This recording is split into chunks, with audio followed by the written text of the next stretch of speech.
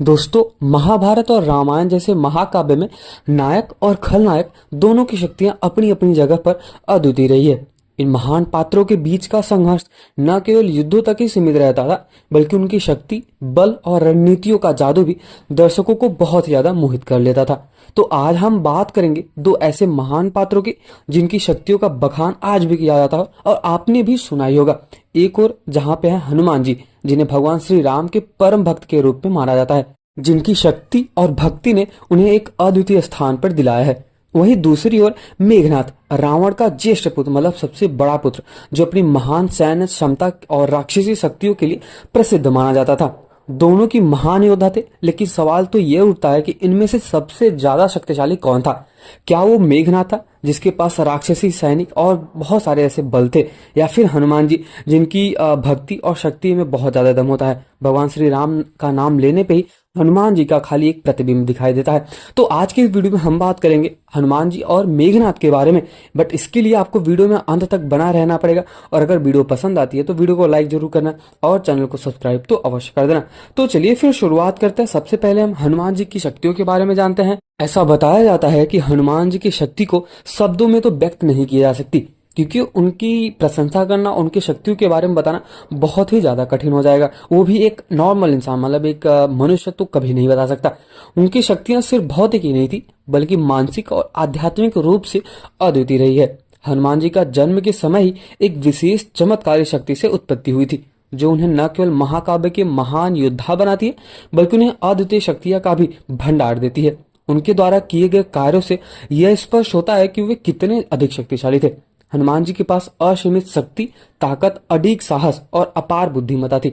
जब रावण ने माता सीता को बंदी बनाया था, तो हनुमान जी ने अपनी अपार शक्ति का परिचय देते हुए लंका का दौरा किया था। उन्होंने रावण की सेना को नष्ट किया, यहाँ तक कि लंका को भी जला दिया था, और साथ ही साथ माता सीता से मिलकर भगवान श्री राम के संदेश को भी पहुंचाया था।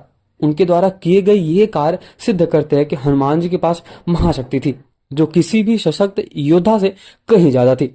उनकी शक्ति का सबसे बड़ा उदाहरण तो वो है जब हनुमान जी ने संजीवनी बूटी लाने के लिए एक पर्वत को उठा लिया था। यह घटना स्वयं में उनके अद्वितीय बल और धैर्य का प्रतीक माना जाता है। इससे यह भी सिद्ध होता है कि हनुमान जी सिर्फ शारीरिक रूप से ही नहीं, बल्कि मानसिक रूप से भी अजय और अमर माने जाते हैं। तो अभी हम बात करते हैं मेघनाथ की शक्तियों के बारे में। वो कितना अधिक शक्तिशाली था। वैसे तो मैं अभी कंक्लूजन आपको बता रहा हूँ, इस वीडियो का जो निष्कर्ष निकलने वाला है, तो आपको भी पता है कि हनुमान जी और मेघनाथ में कौन सबसे अधिक शक्तिशाली था। लेकिन यहाँ पे मैं आपको बता देता हूँ कि हनुमान जी लास्ट में आएंगे, बट यहाँ पे हम मेघनाथ को भी कमजोर नहीं समझ सकते। तो चलिए फिर मेघनाथ के बारे में समझते हैं। ऐसा बताया जाता है कि मेघनाथ का जो नाम है, उसको इंद्रजीत के नाम से भी पुकारा जाता है। वो रावण का सबसे बड़ा पुत्र था। अपने पिता की तरह ही ये भी स्वर्ग विजयी था। इंद्र को परास्त करने के कारण ही ब्रह्मा जी ने इसका नाम इंद्रजीत रखा था। आदिकाल से अब तक यही एक मात्र ऐसा योद्धा है जिसे महारथी, अति महारथी की उपाधि दी गई है। आप यहाँ पे समझ सकते हो और अंदाजा भी लगा सकते हो। बहुत लोग तो होते हैं महारथी, फिर आते हैं अति महारथी, जिनके अंदर अपार शक्ति, अपूत बल होता है। इनका नाम रामायणों में इसलिए लिया जाता है क्योंकि इसने राम और रावण युद्ध में एक अहम भूमिका निभाई थी। इसका नाम उन योद्धाओं में भी लिया जाता है जो कि ब्रह्मांड अस्त्र, वैष्णव अस्त्र तथा पाशुपतास्त्र अस्त्र के धारक कहे जाते हैं। इनके गुरु शुक्राचार्य के सानिध्य में रहकर तथा त्रिदेवों द्वारा कई अस्त्र शस्त्र एकत्र किए थे। स्वर्ग में देवताओं को हराकर उनके अस्त्र शस्त्र पर भी अधिकार प्राप्त कर लिया था। आप यहाँ पे समझ सकते हो कि मेघनाथ के पास कितनी शक्तियां थी। उसके पास बाणों और धनुष और कई ऐसी ताकत थी, कई ऐसी अस्त्र और शस्त्र थे, जिससे मेघनाथ बहुत ज्यादा अपूत, इसके पास बहुत ज्यादा अपूत बल हो जाता था। मेघनाथ वैसे तो बताया जाता है अब तक का सबसे बड़ा उदाहरण पितृभक्त के नाम से दिया जाता है, और उसमें मेघनाथ का नाम जो है वो सबसे पहले लिया जाता है। उसे यह भी पता चलने पर कि स्वयं भगवान श्री राम एक भगवान है, मतलब परम परमेश्वर, फिर भी मेघनाथ ने अपने पिता का साथ नहीं छोड़ा। मरते दम तक अपने पिता के साथ रहा, और जो कुछ भी रावण ने बोला वो सब कुछ उसने किया। मेघनाथ की भी पितृभक्ति प्रभु श्री राम के समान अतुलनीय है। यहाँ पे अगर हम भगवान श्री राम के साथ कंपेयर कर सकते हैं मेघनाथ को, क्योंकि एक मेघनाथ ही ऐसा मनुष्य था, एक ऐसा योद्धा था जिसको पता था कि भगवान श्री राम एक परमेश्वर है, बट फिर भी परंतु फिर भी उसने कभी भी रावण का साथ नहीं छोड़ा। उसको पता था कि हम सब मारे जाएंगे फिर भी। तो यहाँ पे अगर हम बात करें प्रभु श्री राम में और मेघनाथ में पितृभक्ति की, तो हम बराबर ही रख सकते हैं प्रभु श्री राम लक्ष्मण जी में और मेघनाथ में भी।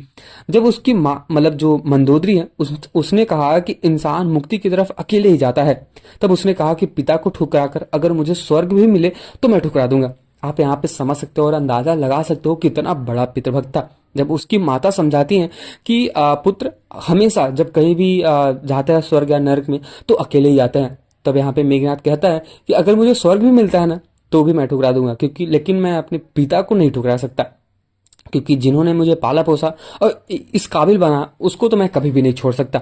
पौराणिक कथानुसार लंकापति रावण ने अपनी अपार शक्ति से न केवल देवताओं का ही राज्य छीना था, बल्कि उसने सभी ग्रहों को भी कैद कर लिया था। मैं आपको बताना चाहूंगा, जब मेघनाथ का जन्म हुआ था या फिर जब होने वाला था, तब रावण ने सभी ग्रहों के उनकी शक्ति और उच्च राशि में स्थापित होने का आदेश दिया था। अब आप समझ सकते हो रावण के पास कितनी शक्तियां थी। उसके भय से सारे ग्रह को भविष्य में घटने वाली घटनाओं को लेकर बड़ी चिंता सताने लगी। पर मेघनाथ के जन्म से ठीक पहले शनिदेव ने अपनी राशि बदल ली थी। इस कारण मेघनाथ अपराजय व दीर्घायु नहीं हो सका। रावण ने क्रोध में आकर शनिदेव को पैर पर मतलब जो उनका पैर है उनके पैर पर गदा प्रहार कर दिया था, और इसके साथ ही साथ मतलब वो शनिदेव को अपने पैर के नीचे रखता था। और इस कारण शनि की चाल में लंगड़ाहट जैसी आ गई है। आपने भी कभी अगर नोटिस किया होगा, कभी अगर शनि जी की कहानियों के बारे में पढ़ा होगा, तब यहाँ पे आपने देखा होगा। जब मेघनाथ का जन्म हुआ तो मेघ गर्जन के समान जोर जोर से रोने लगा। इसी से उसका नाम मेघनाथ पड़ा। मैंने आपको इंद्रजीत के नाम से बताया कि इंद्रजीत कैसे पड़ा, और अभी मैंने आपको बताया कि मेघनाथ कैसे पड़ा। यहाँ से आप अंदाजा लगा सकते हो कि जो जन्म से ही इतना ज्यादा ताकतवर हो सकता है, और जिसका पिता स्वयं सारे ग्रहों को इकट्ठा करके रखा और 9 ग्रहों को, और अभी देखा जाए तो अभी 8 ही ग्रह हैं, तो अगर 9 ग्रहों को इकट्ठा करके रखा है तो आप समझ सकते हैं कि इंद्रजीत के पास कितनी शक्तियां रही होंगी। देवताओं के राजा इंद्र को युद्ध में पराजित करने के कारण मेघनाथ को इंद्रजीत कहा गया। ये नाम भगवान श्री ब्रह्मा जी ने दिया था। मेघनाथ ने युवावस्था में दैत्यों के गुरु शुक्राचार्य की सहायता से सप्त यज्ञ किए थे। मतलब जो जितने भी दैत्य है उन सब के गुरु जो है वो उनका नाम है शुक्राचार्य। उनकी सहायता से मेघनाथ ने एक सप्त यज्ञ किया था, और भगवान शिव के आशीर्वाद से दिव्य रथ, दिव्यास्त्र और तामसी माया भी प्राप्त की हुई थी। जब हनुमान जी माता सीता की खोज में लंका आए तब उन्होंने अशोक वाटिका को उजाड़ना शुरू कर दिया, क्योंकि उनको बहुत भयंकर भूख लगी थी। और जब इंसान को भूख लगता है तो कुछ भी नहीं देखता, और वैसे जब अपने हनुमान जी उनके पास शक्तियों की कभी कमी तो है नहीं, तो उन्होंने भाई सब उखाड़ना शुरू कर दिया। तब मेघनाथ ने उन्हें ब्रह्मास्त्र था उसमें बंदी बना, और उसने भगवान श्री राम की सेना से मायावी युद्ध भी किया था। कभी वह अंतर ध्यान हो जाता था तो कभी प्रकट हो जाता था। विभीषण ने कुबेर की आज्ञा से गुहार जल श्वेत पर्वत से लाकर दिया था, जिसने नेत्र धोकर अदृश्य को भी देखा जा सकता था। भगवान श्री राम की ओर से सभी प्रमुख योद्धाओं ने इस जल का प्रयोग किया था, जिससे मेघनाथ के साथ युद्ध किया जा सके, और जब वो अंतर ध्यान हो जाता था मतलब जब गायब हो जाता था तो उसको भी थोड़ा बहुत तो दिखा जा सके। एक कथा के अनुसार देवलोक पर विजय प्राप्त करने की इच्छा से रावण ने सभी देवताओं से युद्ध किया। उस भयानक युद्ध में देवताओं और राक्षसों के अनेक सैनिक मारे गए। अंत में मेघनाथ ने अपनी माया से चारों ओर अंधकार फैला दिया और इंद्र को बंदी भी बना लिया था। मेघनाथ इंद्र को लेकर लंका चला गया, और उसके साथ ही साथ इससे परेशान होकर सब देवता ब्रह्मा विष्णु महेश उनके पास आते हैं, मेघनाथ के पास आते हैं और बोलते हैं कि ब्रह्मा यहाँ पे बोलते हैं कि आप इनको छोड़ने के लिए क्या मांगोगे। और यहाँ पे ब्रह्मा जी मेघनाथ से निवेदन प्रार्थना करते हैं कि आप इनसे छोड़ दो, नहीं तो हमारा जो पूरा सृष्टि है उसका संरचना जो हमने किया वो बिगड़ जाएगा। तब यहाँ पे जो मेघनाथ है वो बहुत सारे आशीर्वाद मांगता है, और इसके साथ ही साथ वो अजर और अमर की भी शक्तियां मांगता है। बट वहां पे ब्रह्मा जी मना कर देते हैं कि भाई ऐसे तो हो नहीं सकता। तब यहाँ पे ब्रह्मा जी ने मेघनाथ को कई ऐसे वरदान प्राप्त किए थे। उनमें से सबसे पहला है कि इंद्रजीत के नाम से प्रसिद्ध होगा, और अभी भी नाम से ही जाना जाता है इंद्रजीत और मेघनाथ, उसे अनेक सिद्धियां प्राप्त होगी। और तीसरा, किसी भी युद्ध से पूर्व यज्ञ करने पर अग्नि के उसके लिए घोड़े सहित रथ निकलेगा, जिन पर बैठा हुआ अजय और अमर रहेगा। किंतु यदि ये यज्ञ कभी पूरा नहीं हुआ तो समझ लेना कि आप युद्ध में मारे जाओगे। भगवान ब्रह्मा जी ने यही आशीर्वाद दिया था कि भाई ठीक है तुम अजर और अमर हो सकते हो, लेकिन उसके लिए आपको एक चीज करना पड़ेगा। आपको हर एक युद्ध करने से पहले आपको अपनी जो कुल देवी है निकुंभला देवी उनका यज्ञ करना पड़ेगा, और जब वो यज्ञ है वो सफल हो जाएगा तो आपको एक रथ प्राप्त होगा। और उस रथ पर अगर आप बैठ के कभी भी युद्ध लड़ोगे, युद्ध करोगे, तो आपको कभी कोई क्षति नहीं पहुंच सकती है। ब्रह्मा जी की प्रेरणा से इंद्र ने वैष्णव यज्ञ किया, मतलब इंद्रजीत ने, तभी वह देवलोक का अधिपति बनने का अधिकारी हुआ। देवतागण उसे लेकर देवलोक चले गए। मेघनाथ ने निकुंभला के स्थान पर जाकर अग्निस्टोम, अश्वमेघ आदि 7 यज्ञ करके भगवान शिव से अनेक वर प्राप्त किए थे। सबसे अंतिम माहेश्वर यज्ञ रहा था, जो उन यज्ञों के फलस्वरूप उसे तामसी नामक माया की प्राप्ति हुई थी, जो कभी भी अंधकार फैला सकती थी। साथ ही साथ आकाशगामी दिव्य रथ भी प्राप्त हुआ था। मेघनाथ को ब्रह्मा जी के वरदान से ब्रह्मशिरा नामक एक अस्त्र और इच्छानुसार चलने वाले घोड़े भी प्राप्त हुए थे। वह जिस सिद्धि को प्राप्त करने के लिए निकुंभला देवी के मंदिर में गया था, उसे सिद्ध करने के उपरांत ही देवताओं समेत इंद्र भी उसे जीतने में असमर्थ हो जाते।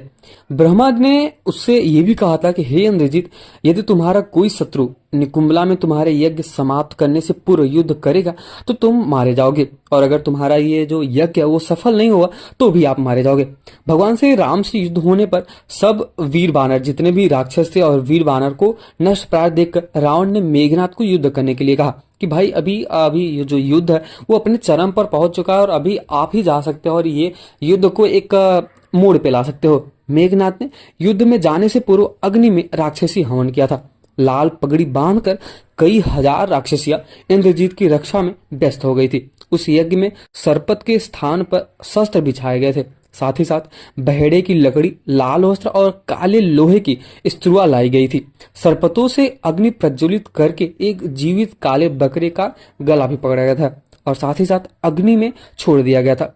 धूम्र रहित अग्नि से प्रज्वलित होकर विजय की सूचना दी गई थी। सुवर्ण अग्नि ने स्वयं प्रकट होकर दाहिनी ओर बढ़कर इंद्रजीत की दी हुई हवि को स्वीकार भी किया था। हवन समाप्ति के उपरांत ही देवताओं, दानवों और राक्षसों को तृप्त किया गया था। युद्ध के समय मेघनाथ ने अपनी माया से मायावी सीता का निर्माण किया था, जिससे प्रभु श्री राम के वानर सैनिकों तथा योद्धाओं को धोखा दिया जा सके। युद्ध में किसी समय मायावी सीता को मरा जानकर हनुमान जी की आज्ञा से वानरों ने युद्ध भी बंद कर दिया था। मैं आपको बताना चाहूंगा कि कई बार ऐसा करता था कि माता सीता का एक छवि बना देता था और मार देता था। इसकी वजह से जितने भी वहां पे वानर सेना थे सब लोग हैरान हो जाते थे कि भाई ये हो क्या रहा है। मेघनाथ ने निकुंभला देवी के स्थान पर गया। वहां पे उसने एक अच्छा सा हवन किया। मांस और रुधिर की आहुति से अग्नि प्रज्वलित हो गई। मेघनाथ को ब्रह्मा जी से वरदान प्राप्त था कि निकुंभला देवी के मंदिर में यज्ञ समाप्त करने के उपरांत ही समस्त देवता एवं इंद्र भी उसे पराजित कभी नहीं कर पाएंगे, किंतु यदि किसी भी शत्रु ने यज्ञ में विघ्न डाला तो वह मारा जाएगा। मेघनाथ विशाल भयानक वट वृक्ष के पास भूतों को बलि देकर युद्ध में जाता था। हमेशा उसका एक ये आदत था, बहुत ही अच्छी तरीके से। इसी से वह अदृश्य होकर युद्ध कर पाता था बहुत ही बढ़िया तरीके से। अब यहाँ पर विभीषण जी ने लक्ष्मण और भगवान श्री राम को मेघनाथ की मायावी शक्तियों के साथ ही साथ ये बताते हैं कि ब्रह्मा जी ने अनेक वर देते हुए ये भी कहा है कि यदि तुम्हारा कोई भी शत्रु निकुंभला में तुम्हारे यज्ञ समाप्त करने से पूर्व ही युद्ध करेगा तो तुम मारे जाओगे। अतः लक्ष्मण ने मेघनाथ के यज्ञ को विघ्न कर डाला और जितने भी उनके पास शक्तियां थी, ससय लक्ष्मण जी को यथार्थ आया देखकर मेघनाथ को लेकर एक भयानक वट वृक्ष के पास पहुंच गए और बोला कि मेघनाथ इसी स्थान पर भूतों को बलि चढ़ाकर जाता है और युद्ध करता है और अदृश्य भी होने लगता है। उसके अंदर ये अदृश्य होने के शक्तियां भी आ जाती हैं। लक्ष्मण जी वहां पर पहले से ही प्रतीक्षा कर रहे थे। जब मेघनाथ आया तो युद्ध में दोनों भिड़ गए और आपस में युद्ध करने लगे। महाभयंकर युद्ध के बाद लक्ष्मण जी ने उसके घोड़े और सारथी को मार डाला। मेघनाथ लंकापुर गया तथा दूसरा रथ लेकर फिर से युद्ध कामना के साथ ही लौटा। दोनों का युद्ध पुनः आरंभ हुआ और अंत में लक्ष्मण जी ने मेघनाथ को मार डाला। तो आप यहां से कल्पना कर सकते हो कि मेघनाथ के पास कितनी शक्तियां थी। जो भगवान ब्रह्मा जी से इतना वर लेके आया हो तो आप कैसे कर सकते हो कि भाई मेघनाथ के पास शक्तियां नहीं थी। उसके पास बहुत शक्तियां थी और स्वयं मेघनाथ को मारने वाला कोई और नहीं बल्कि परम परमेश्वरी थे, लक्ष्मण जी। तो आप यहां से अंदाजा तो लगा सकते हो। अब हम बात करते हनुमान जी और मेघनाथ का मिलन कैसे हुआ था। यह सवाल उठता है कि क्या कभी हनुमान जी और मेघनाथ मिले थे। तो मैं आपको बताना चाहूंगा कि हाँ, मिले थे। माता सीता की खोज में जब हनुमान जी गए थे तब वहां पे मेघनाथ और हनुमान जी दोनों ही मिले थे। और हनुमान जी को जब भूख लगी, अशोक वाटिका में जाते हैं कुछ खाने के लिए, तब वहां पे मेघनाथ आता है और बांध कर लेके जाता है रावण की सेना में, रावण के कक्ष में, ताकि उसको सजा दिया जा सके। अब हनुमान जी तो भाई मन चंचल वाले है ही, गए उनको सब कुछ देखना था कि भाई रावण कहाँ बैठता है, कैसा क्या करता है। जाते हैं वहां पे खुद ही बन जाते हैं, क्योंकि मेघनाथ ने ब्रह्मपास्त्र का प्रयोग कर लिया था। अब ब्रह्मपाश में एक ऐसा भी चीज होता है कि अगर ब्रह्मा जी को भी ध्यान देना पड़ता है, क्योंकि परम परमेश्वर है ब्रह्मा जी। तब यहाँ पे हनुमान जी स्वयं रावण के पास जाते हैं। तो चलिए फिर अभी हम बात करते हैं कौन है सबसे अधिक शक्तिशाली, मेघनाथ या फिर हनुमान जी। तो आपको इसका उत्तर तो पता ही होगा। आपने रामायण और महाभारत में हनुमान जी की शक्तियों के बारे में तो देखा ही होगा। हनुमान जी न केवल भौतिक उनके पास शक्ति थी, बल्कि उनके अंदर आत्मा की शक्ति भी थी। वो भगवान शिव के परम भक्त थे और मतलब वो जो भगवान शिव के अंश भी थे, ऐसा भी बताया जाता है। और उनके साथ ही साथ आध्यात्मिक संबंध रखने के कारण उन्हें असीमित शक्तियां भी प्रदान थी। इसके अलावा हनुमान जी की साहस और बुद्धिमत्ता भी उनकी शक्ति का एक अभिन्न हिस्सा था। जब भी संकट आता था तो हनुमान जी अपनी शक्ति का सही उपयोग करके उसे पार कर जाते थे। हनुमान जी की शक्तियों का कोई भी मुकाबला नहीं कर सकता, और यही कारण है कि भगवान श्री राम ने उन्हें अपने सबसे विश्वास पात्र साथी के रूप में चुना था और सबसे प्रिय रूप में भी चुना था। और यही अगर हम बात करते हैं मेघनाथ की शक्तियों के बारे में, तो ये कहना बहुत ही ज्यादा मुश्किल हो जाएगा। हालांकि बहुत बड़ी थी, मतलब इनके पास बहुत ज्यादा शक्तियां थी, लेकिन वह एक सीमित राक्षसी थे। मतलब उनके पास सब कुछ था, बट वो एक राक्षस थे और अधर्म के रास्ते पे चल रहे थे। भले ही पितृभक्त थे, उनका युद्ध कौशल और अस्त्रों का ज्ञान बहुत ही अच्छे तरीके से था, उसमें उनको अद्वितीय कहा जाता है। लेकिन वह सबसे राक्षसी स्वभाव के कारण कभी भी आध्यात्मिक शक्ति की ओर नहीं बढ़ पाए। वह भले ही महाकाव्य के सबसे महान राक्षस योद्धा थे, लेकिन हम ऐसा कह सकते हैं कि मेघनाथ के पास हनुमान जी जैसे आध्यात्मिक शक्ति और भगवान श्री राम के जैसे उतना अनुग्रह नहीं था। उनके अंदर वो कमी थी और उतना ज्यादा शक्तियां भी नहीं थी जो हनुमान जी के पास था। अब इस वीडियो का निष्कर्ष तो यही निकलता है कि यदि हम दोनों की शक्तियों का तुलना करें और इस रूप में देखें, तो यह स्पष्ट होता है कि हनुमान जी की शक्ति कहीं न कहीं बहुत ज्यादा अधिक था। उनके मतलब मेघनाथ के कंपेयर में तो बहुत ज्यादा अधिक था। उनके पास न केवल भौतिक बल था, बल्कि आध्यात्मिक बल और भगवान श्री राम के प्रति विश्वास भी था। मेघनाथ की शक्तियां भले ही बहुत ज्यादा प्रभावशाली थी, लेकिन हनुमान जी के सामने वो किसी भी रूप में टिक नहीं पाएंगे। इस प्रकार हनुमान जी सबसे अधिक शक्तिशाली थे और उनके समक्ष मेघनाथ की सारी शक्तियां फीकी पड़ जाती है। हनुमान जी का बल और उनका विश्वास हर परिस्थिति में उन्हें विजयी बनाता था, जबकि मेघनाथ की शक्ति केवल युद्ध तक ही सीमित रहता था। तो अंत में हनुमान जी सबसे अधिक शक्तिशाली योद्धा माने गए हैं और उनकी यही अद्वितीय बल उन्हें अजय और अमर बनाती है। तो आज की इस वीडियो में मैंने आपको बताया हनुमान जी और मेघनाथ के बारे में। तो आपको कैसा लगा, मतलब आप कमेंट सेक्शन में जरूर बताएं। और अगर आपको कुछ भी सलाह देना है, कुछ भी सुझाव देना है, तो आप कमेंट सेक्शन में दे सकते हैं। और वीडियो को लाइक जरूर करें, और अगर आपको ये वीडियो पसंद आया तो सच में लाइक करें और चैनल को सब्सक्राइब तो अवश्य करें। और जाते जाते एक बार कमेंट सेक्शन में जय बजरंगबली लिख के जाना और जय श्री राम। मिलते हैं किसी और वीडियो